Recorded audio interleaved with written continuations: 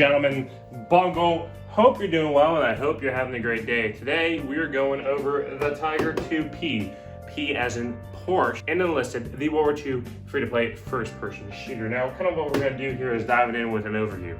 All right, so this tank is a Tinker II class tank that you can pick up at level 35. So keep in mind, when you unlock the Tiger E, as you go and progress through the Enlisted campaign, make sure that you unlock the customizations option for upgrading the equipment for the Tiger E as well as the Tiger II, because when you unlock the Tiger II at level 35, if you've been playing the Tiger E, you've been playing the Tinker II class, you'll realize, oh wow, I can actually get the Tiger II and just upgrade it so it's good to go out of the box and it's not stopped. Now, moving down to the performance, the real question is here, Bungle, why is this called a Tiger II instead of just the King Tiger? Why does the turret look a little funky?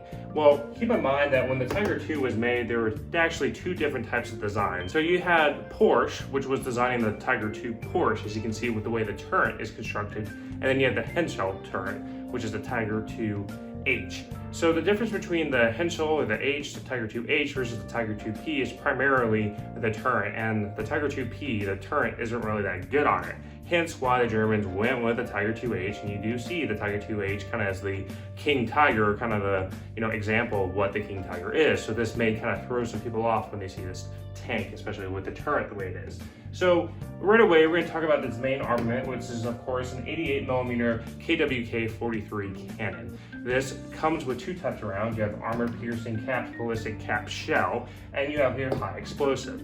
Basically, if you played the Tiger, you kind of know what to expect from the 88mm cannon. It is great at taking out tanks. It's probably one of the best cannons in World War II, really, for taking out Soviet tanks, taking out Allied tanks, etc. It is a very, very strong cannon. When it comes to its, of course, anti-infantry role, it's okay. It's mediocre at best, in my opinion. It's not as good as a short-barreled 75mm cannon. It's not as good as a 85mm round, surprisingly, from the T-34-85, or even the IS-2 122mm round. And the high explosives on the 88mm cannon is okay. It's nothing amazing, nothing to write home about. This tank is going to be great at taking out enemy tanks. What the 88mm cannon is designed to do pretty much is just destroy heavily armored vehicles. Now, when we move down to kind of the other features of the tank, you have a coaxial 7.92mm machine gun. This is great for crowd control, and same with a roof. You have a roof turret, so when you get your commander view and you pop out, you have a 7.92mm MG34 machine gun. Like I said, this is great at crowd control. It does make up a little bit, in my opinion, of the lackluster high explosive shell. So in case that you're facing off against a swarm of infantry, well, you kind of have two machine guns you can go to kind of fend yourself from demo packs and etc. Now, when we talk about kind of the armor on this tank, the hull armor is fantastic. It really is. It can balance basically any shot that an 85mm or a 122mm shell can throw at you. However, where you will fall short is with the turret, with the Porsche turret. The Porsche turret is very, very easily penetrated. So if you're looking at the Tiger II, especially with an 85mm shell, a 122mm shell, hell, even a 76mm shell, you'll be able to go right through that turret ring. Same with the sides of the Tiger II Porsche turret. They're very weak. It's kind of like a Panther with a shot trap, where you will hit it and either it will bounce and go right into the hull, or it will go right through and just kill everyone in the turret. So that is kind of why the Tiger II-H is better, because it fixes those flaws. It doesn't expose a turret ring, it protects it, and it kind of stops basically any round trying to come right through the turret.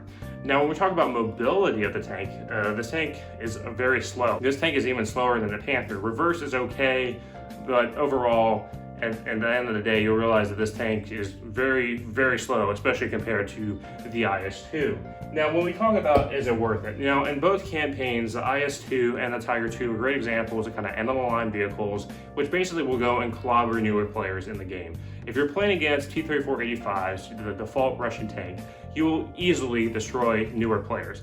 Especially if players don't know what they're doing when they're facing your tank, you will steamroll. When you're facing experienced Russian players that know where to aim, especially with an IS-2, even a T-34-85, if they aim at your turret and they know where they're firing, they will take you out. The question has been raised, Bungle, can you go around and get a side shot and take it out? Yes, it's very easily, you can do it very easily with any tank. Any tank can get taken out by a side shot. Even a demo pack can take out this tank as well. Well-placed demo pack. Just throw it right at the tracks, right on the sides, it will blow up and you'll take everyone out. The Tiger II is not invulnerable, especially when I was grinding for the IS-2, facing against them, I thought they were going to be a threat, but really, if you know where to aim, especially at the turret ring or at the turret cheeks, you will find that the Tiger really is all bark, no bite, in my opinion. It is an upgrade over the Tiger E, don't get me wrong. The Tiger E does suffer from kind of having a really weak hull where any round can basically go through, whereas here with the Tiger II P, you know the hull is really great, but the turret isn't that good, and if you're facing players that don't know where to aim, well, then you will kind of steamroll them. But when you face experienced players, players that know how to take you out with other methods instead of tank rounds, like bombing you, suicide bombing you with an aircraft, or throwing demo packs at you, you will realize that the Tiger II actually isn't invincible. It's actually just like any other tank in the game. But this is kind of like for, you know, German fanboys, people that really want to get the Tiger. Well, go ahead and grind in the Battle of Berlin campaign. I will not be surprised if this tank is added into the Invasion of Normandy campaign down the road. Usually that's what they've been doing. The Tiger E was in Berlin and then now it's in the Invasion of Normandy. So I wouldn't be surprised next patch if we see a Tiger II P show up and probably a 76 Jumbo in my opinion. Other than that, if you're supporting the video, new viewer, possibly new subscriber, I hope today is the day that I earn your subscription. Have you sub and mash that like button? It does help me with the YouTube algorithm, returning sub, returning viewer, and let me know your thoughts. Other than that, I hope you all have a great day. Take care.